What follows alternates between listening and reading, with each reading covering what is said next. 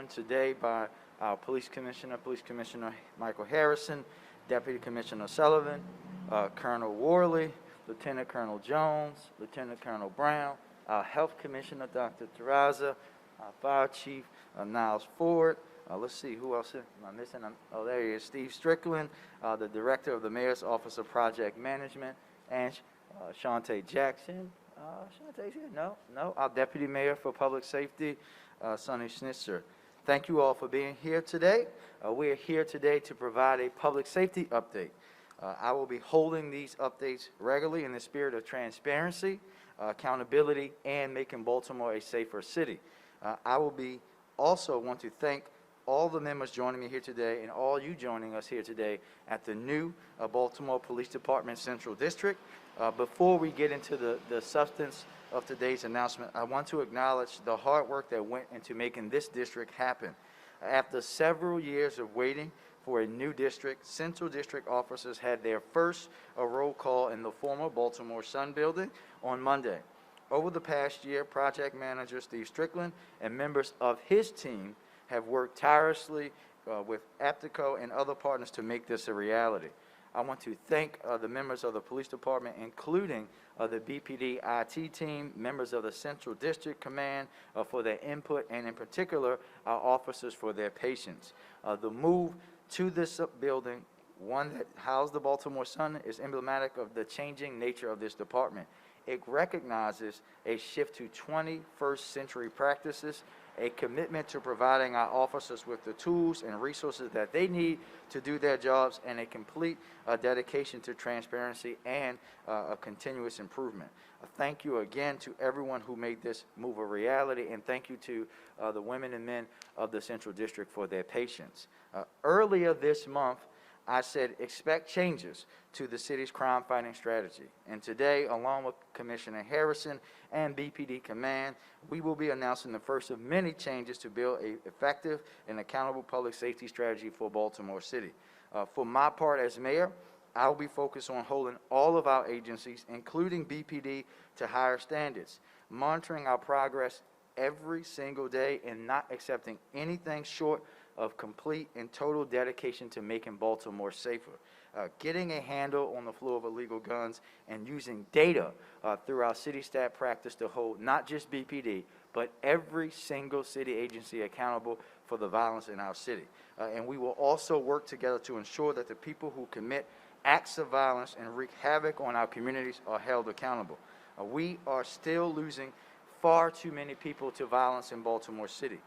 Year to date, we have had 19 homicides. That's a 17.4% decrease over last year, but that's still too many. The status quo will not cut it. We will not continue, as I've said before, with strategies or approaches that are not making our neighborhoods safer and that are outdated. And no one committing violence, pulling a trigger, or taking advantage of our neighbors should be allowed to feel comfortable. Changing the reality of violence in Baltimore will require us to shift our approach. It will require us to be more comprehensive, coordinated, and strategic in the way that we deploy our resources and work together as a team for Baltimore.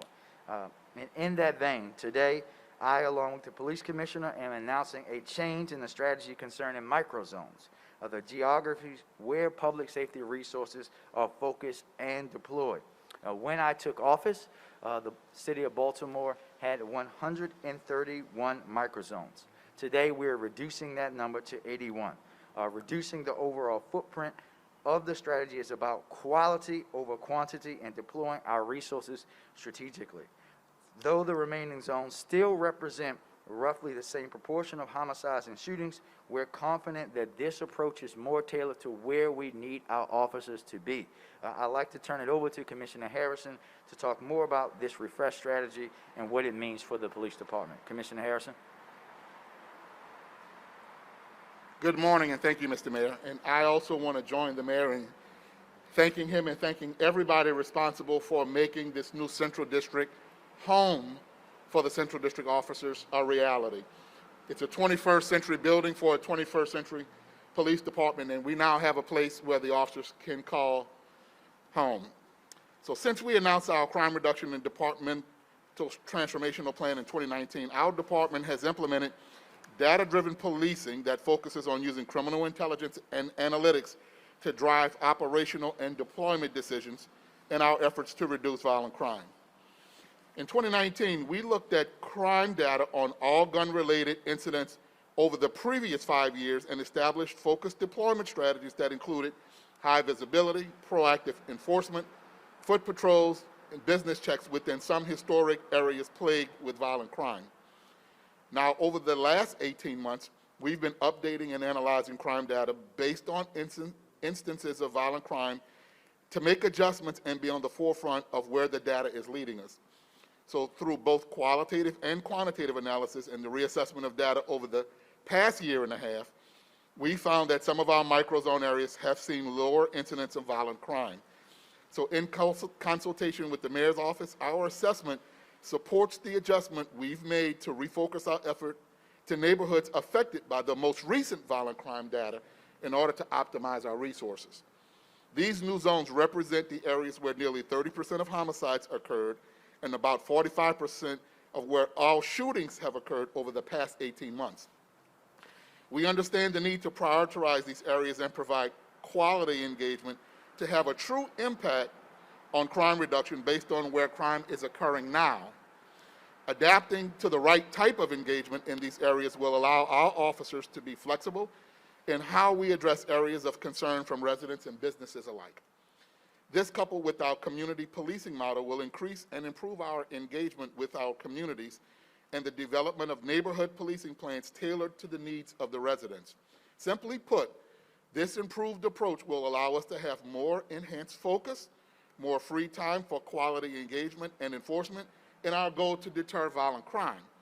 We will continue to reassess and deploy strategies to increase engagement at regular intervals within these zones so that we can stay ahead of any displacement of crime and gain near real-time intelligence on potential crime. So I want to thank Mayor Scott, his team, the members of the Mayor's Office of Performance and Innovation, and our data-driven strategies team on the analysis and looking at areas of high violence in our city. Certainly, we will continue to work collaboratively in implementing comprehensive strategies to reduce violence by being data-driven and making adjustments when and where necessary to optimize our efforts to make our city safer. Now, as an update, we've taken into custody Major Kenthan and are in the process of charging him with the murder of Breonna Rogers that occurred on Swan Drive on January 19th. We also have obtained an arrest warrant for Lenny Epps for the murder and double shooting that occurred on January 22nd at 635 North Lakewood. We are still asking for anyone with any information on the murder of Dante Barksdale to call us or call Crime Stoppers right away. As a reminder, there's a $7,000 reward in this case. And we're still asking for information on the murder of 41-year-old Natalie Wright and 36-year-old Cherie Armstead, who were killed while sitting in their vehicle, and there's a $4,000 reward in this case. We have now arrested one of the individuals for our top 5 that we gave you on Friday, and we've recently added Zaid Boyd, who is now wanted for armed robbery and domestic violence. So if there's anyone who knows the identity or the whereabouts of any of these suspects, you can call Metro Crime Stoppers tip line at 1-866-7-LOCK-UP. Thank you, and I'll turn it back over to our mayor. Thank you, Mr. Commissioner, and I just want everyone to know that we're going to keep talking about cases like this because we need your help in getting the word out, and we also need folks to understand how important this is, and we will not allow our family members, our friends who have been victimized to just be forgotten. So again, if you know of these folks that we're looking for, please, please, please let us know. And Mr. Commissioner, I'm glad that we were able to go and apprehend some individuals that were committing violence in the city of Baltimore. The shift in strategy announced today reflects a simple but true reality, is that the police department can't be everywhere at once. When everywhere is a priority, nowhere is a priority. We want our office to prioritize these historically violent areas, but also want them to have the time and flexibility to be able to address the displacement of crime and to visit areas that may be emerging as places that they need to focus on. The revamped approach is also designed to engage our commanders and officers in place-based problem solving. In the coming weeks, as officers get used to the new zones, my office will be working with BPD to tailor our engagement to each zone and hold them accountable. It's not just about being in the zone. The important part is what the officers are doing in the zone. For example, our approach will be different for strip malls than that of an area that's a heavily densely populated residential area. This is about grounding ourselves in the principles of community policing while also being more closely tied to the community policing plans that are being developed as a part of our consent decree. And before we answer a few questions, I just want to make sure that today's announcement represents BPD's a portion of BPD's overall and our overall comprehensive coordinated public safety strategy that my administration will be focused on. That strategy will involve the Mayor's Office of Neighborhood Safety and Engagement, the Health Department, and every other city organization, but most importantly, community-based organizations all working together for a safer Baltimore. As we implement the new microzone strategy, our city agencies will be involved in proactive work in those same areas as well. We will be consistently evaluating this strategy and reporting out about our progress. This will be a part of the regular police staff meetings I am holding and the city staff process to increase accountability for this strategy in all of our agencies. I will be holding BPD accountable for faithfully adopting this strategy, being thoughtful and cognizant of the different geographies that they serve in, and using the right strategies in them. At this time, we will take a few questions. Alexa? Good morning. For the Commissioner concerning the microzones, of the reducing from 131 to 81, I have it. How many of those 81 are new locations? And if they are new locations, would that be saying that these criminals are simply moving, and so therefore is that effective? Ms. Commissioner? Yeah, good question. The new zones 81 actually amounts to an elimination of 36 and the consolidation of 14.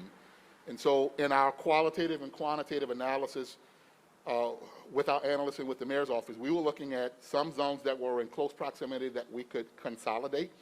And we understand that there has been some displacement. We took that into account. And there are some zones that over the past 18 months, more recently, either did not or had lower levels of violent crime. And so some were allowed to be eliminated.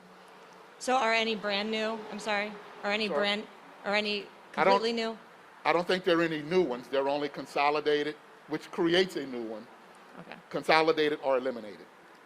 And Alexa, just to add there, let me be very clear. When the Commissioner is talking about eliminating zones, there are places that and we're not going to talk about extreme detail here about a deployment strategy, but you work very close to there. 41st and Fall should have never been an area that the police department was saying is one of the most violent. It never has been in the history of the city. And what we are not going to do in my administration is have our department focus on something that we're saying is violent where it's not true. We're going to be data driven. We know where these areas are. They haven't changed as long as I've been alive. That's why the department is free focusing its efforts on those people in those places. And Alexa, we can come back to you, but go ahead. oh, my other question was just the challenge with the staffing shortage, how that is impacted with these microzones and getting police in those areas. Well, this actually helps us with staffing and resource allocation because we're able to now focus on 81 zones rather than 131. We're able to build in a better deployment, and officers will have more free time because there are fewer zones to focus on. Now, that does not mean that we're not patrolling in those areas and responding to calls in those areas and patrolling in other areas of the city. The strategy calls for us to patrol and respond to calls everywhere. However, the focus of the right kind of quality community engagement and enforcement in those zones, fewer zones gives us more time to actually expand and flex our manpower so that we can actually do more with the fewer numbers as we grow our ranks. Thank you. Jay? Just one more question on the plan. Commissioner, was this your idea or the mayor's idea? I think this is something that we have been talking about long before the mayor became the mayor, and more so since he's been the mayor. So I think this is something we all wanted to do as we assess and reassess the effectiveness of any program, any strategy. making sure that in the beginning, we looked at the previous 5 years. Now we're looking at the time from the most recent time, over 18 months. The data supports something different. And so together we decided, under the mayor's leadership, certainly that we would look at what zones are appropriate for us to have this strategy in. And just a COVID-related question, if we can we do that? Yeah. Knowing that the city just went to a little lighter restriction on restaurants, yesterday, Anne Arundel County announced that it was going to allow their restaurants to go to 50%, along with other retail that have been capped at 25%. What's your thinking as cases have dropped and hospitalizations have dropped? Are you looking at the possibility of kind of opening up a little more on that restriction? And I'm going to let Dr. Durazo respond too, Jane, but you know how we do it. We look at our cases and we look at it over a 4-week period. We're committed to that, as we always have been. We're going to be consistently looking at that. We know that we have the lowest positivity rate. We know that our numbers are heading in the right direction, but we're always going to be cautious in making those decisions based on public health data. Dr. Durazo? No, as Mayor Scott mentioned, we do like to give the data at least 4 weeks. Again, we're obviously cautiously optimistic about what we're seeing with new cases trending down with a lower positivity rate. At the same time, we're still very much in this pandemic. We still recognize that we need to continue all of the things that have kept us safe thus far, so we want to be very cautious in how we raise restrictions. Dave? For the commissioner or the mayor, in relation to the quality community engagement that you referenced, can you give Baltimoreans a better idea of what that may look like in their communities, what they may see? Yeah, as you know, we've developed our first ever comprehensive community policing plan that we're about to train all of our officers on. We have not started that training yet, but we will be in the very near future. And that will be how to work with community members to design a community policing strategy specifically for that neighborhood. And it teaches us that all of us have a community policing responsibility, and it is how to engage, not just to be in the area, but how to actually engage, create relationships, and rebuild trust, and problem-solving policing, which ties in with what the mayor said, all the other city agencies having the police officer take some level of responsibility of connecting community members with other agencies to solve the problems that we may see because we're on the ground every day. Will that possibly look like a time allotment of when officers will physically be on the ground walking versus out of their vehicle? Yes, well, the goal we set for ourselves was to have about 40% of the workday or the 8-hour shift free for community engagement. Certainly that requires free time and a reduction of work. Smartly reducing these zones helps us to accomplish at least a part of that. But yes, it does look like having the free time to go into neighborhoods and to build relationships, not just to go check on a business, but to actually communicate and engage with business owners and with residents to make sure we're building information so that we create a flow of communication to and from members of the community about what's happening in the community so we can help solve it. Thank you. Last question, Alexa. I wanted to follow up specifically with the Dante Barksdale case. Any indication at this point that his homicide had anything to do with his work? And do you know why he was in that area at the time? Are those some answers we have at this point?